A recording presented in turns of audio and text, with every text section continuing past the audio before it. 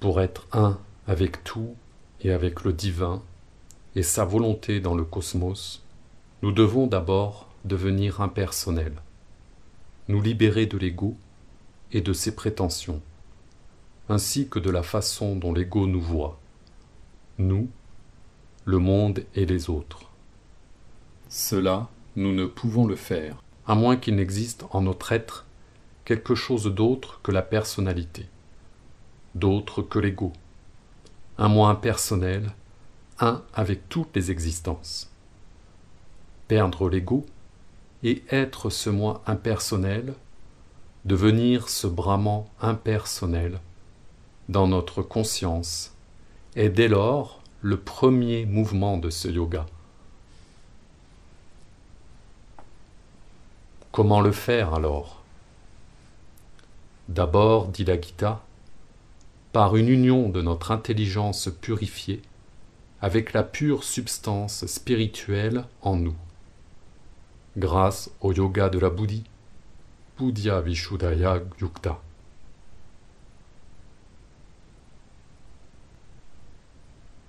Ce retournement spirituel de la Buddhi, qui ne regarde plus vers l'extérieur et le bas, mais vers l'intérieur et le haut, caractérise le yoga de la connaissance. La compréhension purifiée doit régir tout l'être. Atmanam niyamya.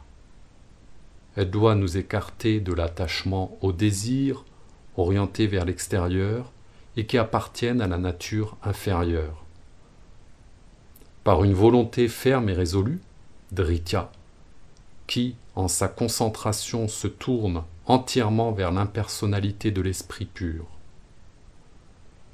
Les sens doivent abandonner leurs objets, le mental rejeter le goût et le dégoût que ces objets excitent en lui.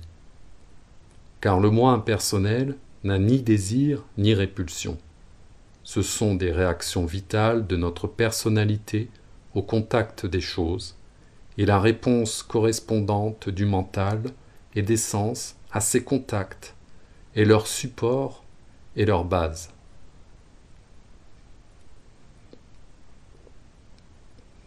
Il faut acquérir une entière maîtrise du mental, de la parole et du corps, voire des réactions vitales et physiques, faim, froid, chaleur, plaisir et douleur physique. Tout dans notre être doit devenir indifférent, ne pas être affecté par ces choses, être égal devant tous les contacts extérieurs comme devant les réactions et les réponses qui y sont intérieurement données. C'est la méthode la plus directe et la plus puissante, la voie droite et précise du yoga. Il faut que cesse tout à fait le désir et l'attachement, vairagya. Il est exigé du chercheur qu'il recourt avec force à la solitude impersonnelle et s'unisse constamment au moi le plus profond par la méditation. Et pourtant, l'objet de cette austère discipline n'est point de se centrer sur soi dans quelque suprême retraite égoïste, quelque tranquillité du sage, du penseur qui répugne à se donner la peine de participer à l'action universelle. L'objet est de se débarrasser de tout ego. On doit d'abord et absolument écarter le genre rajasique d'égoïsme, la force et la violence de l'ego, son arrogance, son désir, sa colère, les sens et l'instinct de possession, l'élan des passions, les puissants appétits de la vie.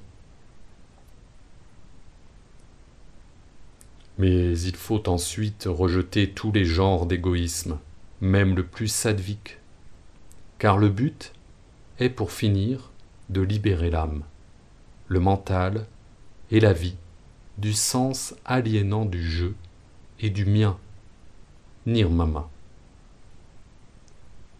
L'extinction de l'ego et de ses exigences de toutes sortes, telle est la méthode qui nous est proposée. car le moi impersonnel et pur, qui, inébranlé, soutient l'univers, n'a nul sens de l'ego et n'exige rien de personne ni de rien.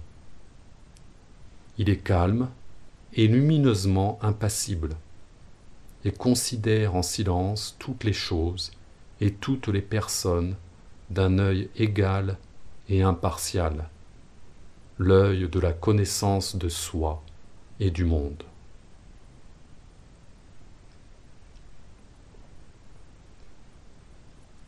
C'est donc évidemment en vivant intérieurement dans une impersonnalité analogue ou identique que, libérée de l'assaut des choses, l'âme au-dedans peut le mieux devenir capable d'unité avec le Brahman immuable qui regarde et connaît les formes et les mutations de l'univers, mais n'en est pas affecté.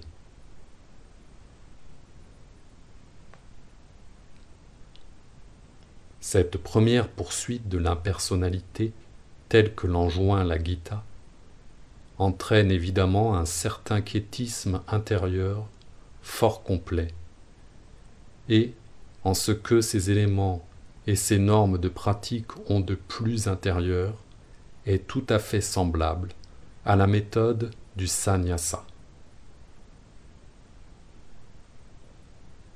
Il est toutefois un point où sa tendance à se retirer des prétentions de la nature dynamique et du monde extérieur se trouve mise en échec, où une limite est imposée pour empêcher le quiétisme intérieur de s'approfondir jusqu'à se muer en refus de l'action et en retrait physique.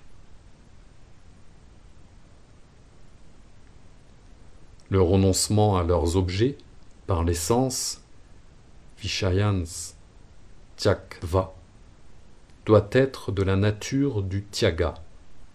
Ce doit être un abandon de tout attachement sensuel, rasa, et non pas un refus de la nécessaire activité intrinsèque des sens. Nous devons nous mouvoir parmi les choses qui nous entourent et agir sur les objets du domaine sensoriel grâce à un fonctionnement pur, vrai et intense, simple et absolu des sens.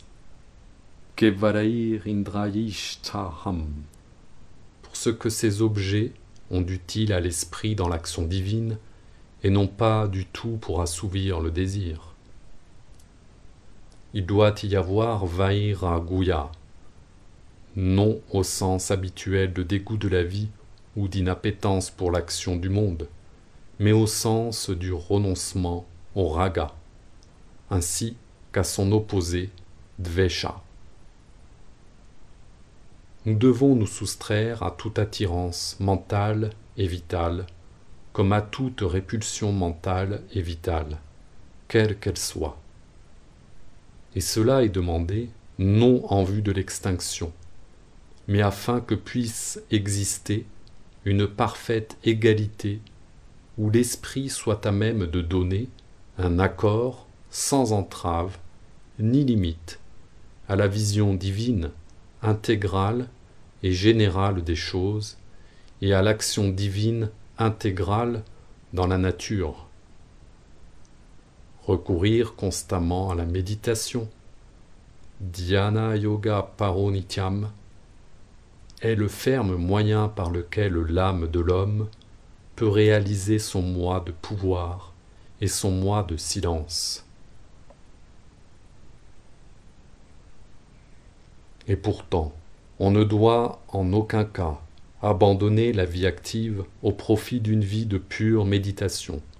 Il faut toujours accomplir l'action en sacrifice à l'Esprit suprême. Ce mouvement de recul prépare, sur le sentier du sannyasa, à une absorption et à une disparition de l'individu en l'éternel. Et le renoncement à l'action et à la vie dans le monde est une étape nécessaire du processus. Mais sur le chemin du Tyaga de la Gita, c'est plutôt un moyen de nous préparer à changer toute notre vie, toute notre existence. toute notre action, en une intégrale unité avec l'être, la conscience et le vouloir serein et immesurable du divin, moyen qui prélude, en le rendant possible, à un vaste, à un total passage ascendant de l'âme, depuis l'ego inférieur vers l'inexprimable perfection de la suprême nature spirituelle, Paraprakriti. Cette orientation décisive de la pensée de la Gita est indiquée dans les 2 versets suivants, dont le premier se déroule en un ordre significatif. Lorsque l'on est devenu le Brahman, que l'on ne s'afflige ni ne désire plus, lorsque l'on est égal pour tous les êtres, alors on a pour moi l'amour et la dévotion suprême. Mais sur les 3 sentiers de la connaissance, la bhakti, la dévotion au divin personnel, ne peut être qu'un mouvement inférieur et préliminaire. La fin, l'apogée, c'est la disparition de la personnalité en une unité sans trait avec le Brahman impersonnel, où il ne peut y avoir de place pour la bhakti, car il n'y a personne à adorer, ni personne pour adorer. Tout le reste se perd en la silencieuse et immobile identité du jiva avec l'atman. Ici, il nous est donné quelque chose d'encore plus haut que l'impersonnel. Ici, il y a le moi suprême, qui est le suprême Ishvara. Ici, il y a l'âme suprême et sa suprême nature. Ici, il y a le Purushottama, qui est par-delà le personnel et l'impersonnel, et les réconcilie sur ses hauteurs éternelles. Cependant, la personnalité de l'ego disparaît dans le silence de l'impersonnel, mais en même temps, en dépit de ce silence à l'arrière-plan, l'action d'un moi suprême, plus grand que l'impersonnel, demeure. L'aveugle et boiteuse action inférieure de l'ego et des 3 gunas n'existe plus, remplacée qu'elle est par le vaste mouvement autodéterminateur d'une infinie force spirituelle, d'une libre et immesurable Shakti. Toute la nature devient le pouvoir de l'unique divin, et toute action, son action. L'individu en étant le canal et l'instrument. À la place de l'ego, vient en avant, conscient et manifeste, le vrai individu spirituel, dans la liberté de sa véritable nature, dans la puissance de son statut céleste, dans la majesté, dans la splendeur de son éternelle parenté avec le divin, impérissable portion du divin suprême, indestructible pouvoir de la suprême Prakriti, Ma Mai Vansha Sanatana Paraprakritir Jiva Bhuta. L'âme de l'homme se sent alors une, en une suprême impersonnalité spirituelle avec le Purushottama, et en sa personnalité universalisée, elle sent qu'elle est un pouvoir manifeste du divin.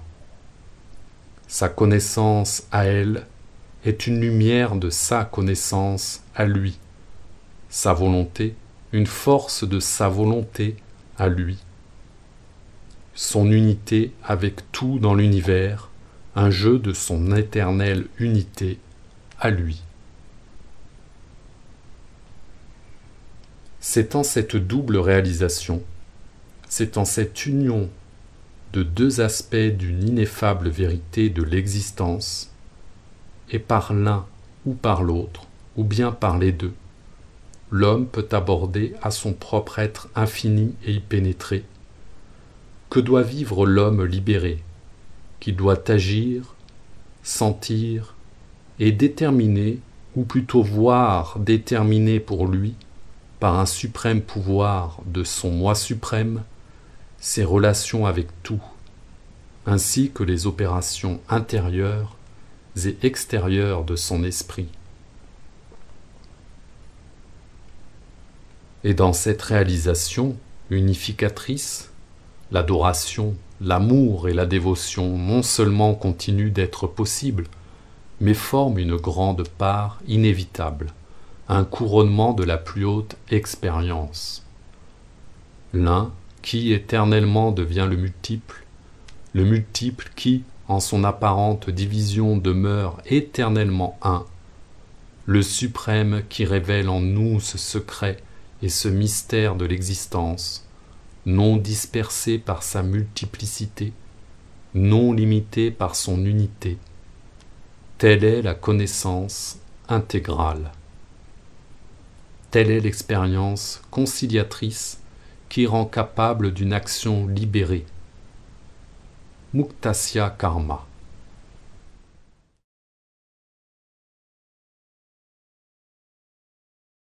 Cette connaissance, dit la Gita, naît d'une suprême bhakti. On y atteint lorsque le mental se dépasse au moyen d'une vision spirituelle supramentale et haute des choses, et que par-delà nos formes mentales plus ignorantes d'amour et de dévotion, le cœur aussi s'élève à l'unisson, jusqu'à un amour calme, profond et lumineux de la lumière, d'une très vaste connaissance, jusqu'à une suprême joie et une inimitable adoration, jusqu'à l'extase imperturbée, l'ananda spirituel. Lorsque l'âme a perdu sa personnalité séparatrice, lorsqu'elle est devenue le Brahman, c'est alors qu'elle peut vivre dans la vraie personne et qu'elle peut accéder à la suprême bhakti révélatrice pour le Purushottama et finir par le connaître tout à fait grâce au pouvoir de sa profonde bhakti, de la connaissance de son cœur, bhaktya mam abhijanati. C'est cela la connaissance intégrale, lorsque l'insondable vision du cœur complète l'absolue expérience du mental. Samagram mam dhyatva. Il parvient à me connaître, dit la Gita, à savoir qui je suis et combien je suis dans la réalité et tous les principes de mon être. Yavam yachasmi tatvata. La connaissance intégrale est la connaissance du divin présent dans l'individu. C'est l'expérience plénière du Seigneur secret dans le cœur de l'homme, et maintenant révélé comme le moi suprême de son existence, le soleil de toute sa conscience illuminée, le maître et la puissance de toutes ses œuvres, la divine fontaine de tout l'amour et de toute la joie de son âme, l'amant et le bien-aimé de son culte et de son adoration. C'est la connaissance également du divin répandu dans l'univers, de l'éternel de qui tout procède et en qui tout vit, et à son être, du moi et de l'esprit du cosmos, de Vasudeva, qui est devenu tout ceci qui est, du Seigneur de l'existence cosmique, qui règne sur les œuvres de la nature. C'est la connaissance du divin Purusha lumineux, en son éternité transcendante, et dont l'être a une forme qui échappe à la pensée du mental, mais non à son silence. C'est l'entière et vivante expérience du Purusha en tant que moi absolu, suprême Brahman, âme suprême, suprême divin, car cet absolu apparemment incommunicable est en même temps, et même en cet état qui est le plus élevé, l'esprit originel de l'action cosmique et le Seigneur de toutes ses existences. L'âme de l'homme libéré entre ainsi dans le Purushottama, par une connaissance conciliatrice, y pénètre ainsi par une jouissance parfaite et simultanée du divin transcendant, du divin dans l'individu et du divin dans l'univers. Mam Vishate Tad Anantaram. L'homme devient un avec le divin en sa connaissance et son expérience de soi, un avec lui en son être, sa conscience et sa volonté, en sa connaissance et son élan universel, un avec lui dans l'univers, et en son unité avec toutes les créatures de l'univers, et un avec lui par-delà le monde et l'individu dans la transcendance de l'éternel infini. Shashvatam Padam Avyayam. Tel est le summum de la suprême bhakti qui se trouve au cœur de la connaissance suprême. Et devient alors évidente la manière dont, sans que soit diminuée, ni abandonnée aucune part des activités de la vie, l'action continuelle, incessante et diverse peut non seulement être compatible avec une suprême expérience spirituelle, mais constituer, pour atteindre cette très haute condition spirituelle, un moyen aussi puissant que la bhakti ou la connaissance. Rien ne peut être plus positif que la déclaration de la Gita à ce sujet. Et en accomplissant aussi, logé en moi, toute action, il atteint par ma grâce à l'état éternel et impérissable. Cette action libératrice est du caractère des œuvres exécutées en profonde union de la volonté et des parties dynamiques de notre nature avec le divin, en nous et dans le cosmos. Elle est d'abord accomplie comme sacrifice et encore avec l'idée que notre moi en est l'auteur. Elle l'est ensuite sans cette idée et avec une perception que la prakriti en est l'unique auteur. Elle l'est enfin avec la connaissance que cette prakriti est le suprême pouvoir du divin, en renonçant à toutes nos actions et en les soumettant au divin, l'individu n'étant qu'un canal et un instrument.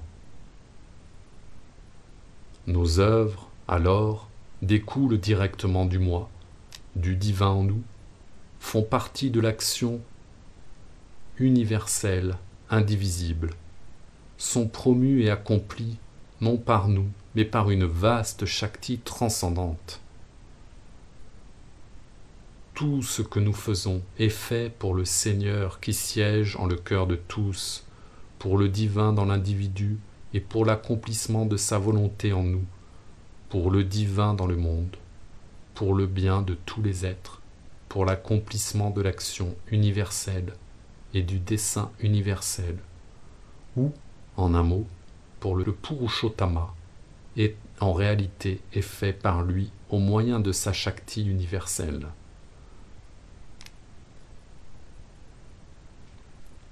Ces œuvres divines, quelle qu'en soit la forme ou le caractère extérieur, ne peuvent lier.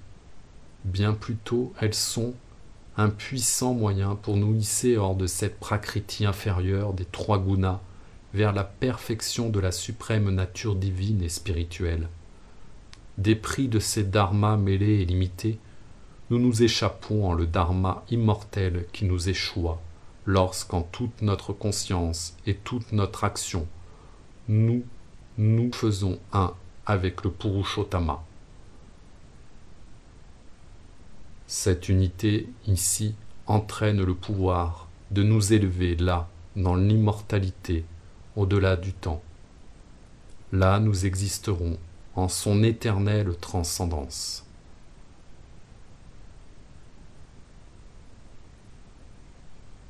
Ainsi, ces 8 versets, soigneusement lus à la lumière de la connaissance qui nous a déjà été donnée par l'instructeur, sont-ils une indication brève encore qu'exhaustive, de toute l'idée essentielle, de toute la méthode centrale, de tout le cœur, du yoga complet de la Gita.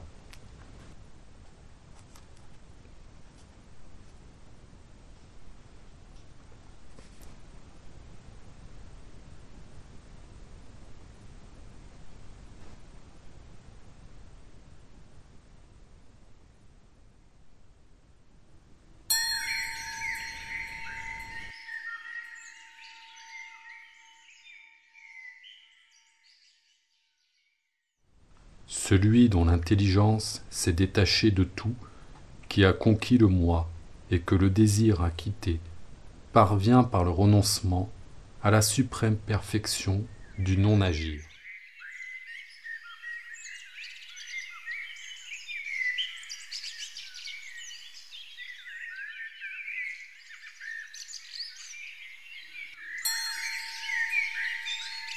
Comment, après être parvenu à cette perfection, il atteint au Brahman? Apprends-le brièvement de moi, ô fils de Kunti, car c'est là la consécration suprême de la connaissance.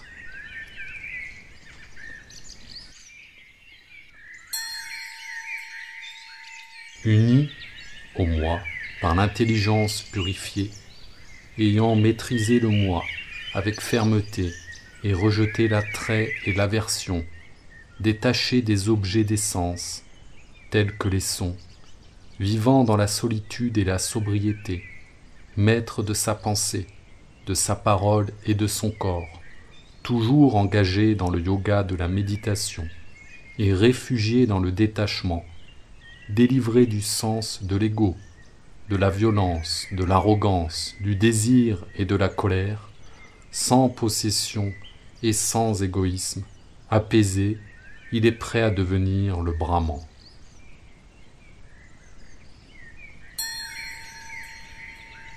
Celui qui est devenu le Brahman, Brahma Bhuta, l'âme sereine, Prasana Atma, ne s'afflige ni ne désire, égal, Sama, envers tous les êtres, il acquiert pour moi la suprême dévotion, Mad Bhaktim Param.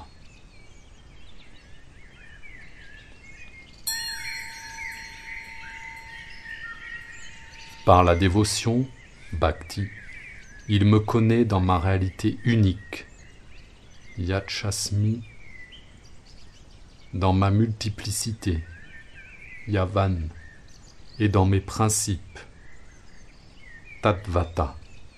Me connaissant dans mes principes, il entre aussitôt en moi, Tatanantaram.